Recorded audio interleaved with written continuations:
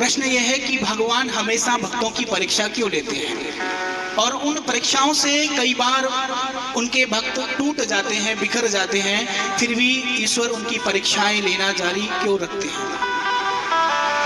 भगवान भक्तों की परीक्षा क्यों लेते हैं? देखिए, जो बच्चा पढ़ेगा उसी की तो परीक्षा होगी, जो स्कूल जाएगा उसी की तो परीक्षा होगी। जो बच्चे स्कूल में नाम ही ना लिखवाएं, पढ़ना ही नहीं है जिन्हें, उनकी थोड़ी परीक्षा होगी। बताइए परीक्षा किसकी होती है? जो पढ़ते हैं। जो पढ़ते ही नहीं, पढ़नी नहीं है, हमें 10वीं पढ़नी नहीं है तो परीक्षा नहीं होगी, और पढ़नी है परीक्षा होगी। उसी प्रकार जिन्हें भगवान को पाना ही नहीं है उनकी तो परीक्षा नहीं होगी, पर जिन्हें भगवान को पाने के लिए आगे बढ़ना है उन्हें तो परीक्षा देकर आगे गुजरना पड़ेगा ना। परीक्षा जब होगी तब तो भगवान देखेंगे। सोने के आभूषण बनते हैं तो पहले सोने को तपाया जाता है। भगवान जब तक भक्त को तपाते नहीं है, और भक्त को जब अपने आप को जब तक वो तपाएगा नहीं, भक्ति की आग में, प्रेम की आग में, विश्वास की कसौटी में कसेगा नहीं, तब तक मुझे लगता है कि भगवत प्राप्ति संभव नहीं है। तपाना पड़ेगा। भगवान परीक्षा इसलिए लेते हैं कि आपको देखते हैं कि आप, अच्छा एक सामान्य सी बात मैं आपसे करूं,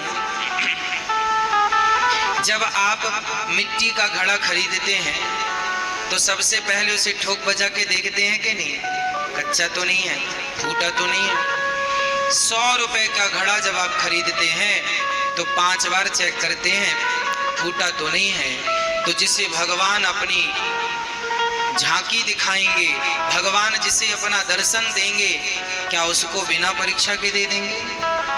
अरे उसे भी तो परीक्षा लेकर देखेंगे कि ये मेरे योग्य है या नहीं, ये मेरे दर्शन की योग्यता रखता है या नहीं।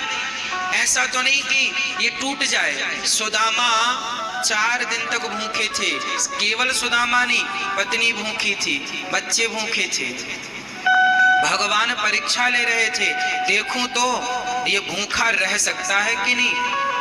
कोई और होता टूट जाता, ना 2 दिन से मैंने खाया नहीं, मैं क्यों कृष्ण का भजन करूं, किया तो था, खाने को भी नहीं मिला। पर सुदामा 4 दिन तो क्या, कहते हैं सुदामा जी भूखा मर भी जाऊं कन्हैया तो तुझे छोड़ने का तो कोई सवाल ही खड़ा नहीं होता।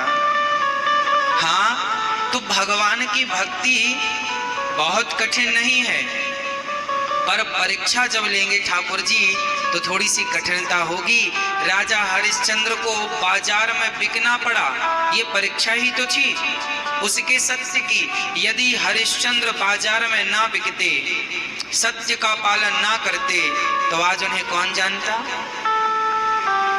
मोरध्वज ने अपने बच्चे को आरे से चीर कर दान कर दिया, सत्य के लिए किया, परीक्षा थी भगवान की।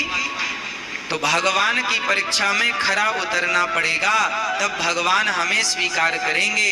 सहज में भगवान नहीं प्राप्त होते। हाँ जी, बिना मेहनत के तो 100 रुपए नहीं मिलते। बताओ, मिलते हैं? कोई देता है भैया ये 100 रुपए ले लो? बिना मेहनत के तो 100 रुपए नहीं मिलते, तो बिना भक्ति की भला भगवान कैसे मिल जाएंगे। तो भगवान यदि जीवन में कोई विपत्ति आवे, कोई दुख आवे, तो समझ लेना कि भगवान अपनी कसौटी में कस के देख रहे हैं कि भगत कच्चा है कि पक्का। और मुझे विश्वास है कि आप खरे उतरेंगे, आप टूट मत जाइएगा, विश्वास रखिएगा, वो आएंगे जरूर। विश्वास रखिएगा, वो द्रौपदी ने विश्वास रखा, आए कि नहीं। मत होना मन बावरे उदास, ये सावेरा जरूर आएगा। मन में रखना विश्वास, ये सावेरा जरूर आएगा।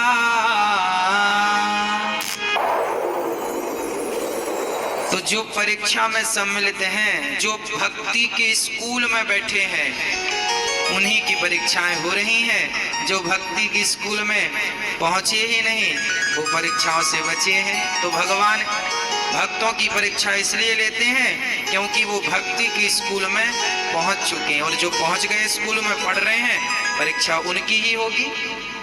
हाँ,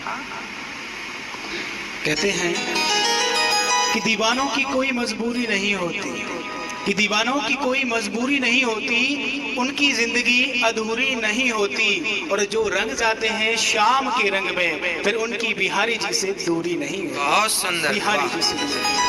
तो जैसा कि पूज्य महाराज ने बताया कि मन में रखना विश्वास की सावरा जरूर आएगा, बिल्कुल आएगा। आप अपनी कसौटी पर खरा उतरिए, आप परीक्षाओं से नहीं घबराइए, बल्कि उन परीक्षाओं को पूरा करने का प्रयास कीजिए। तो भगवान इसीलिए हमारी परीक्षाएं लेते हैं।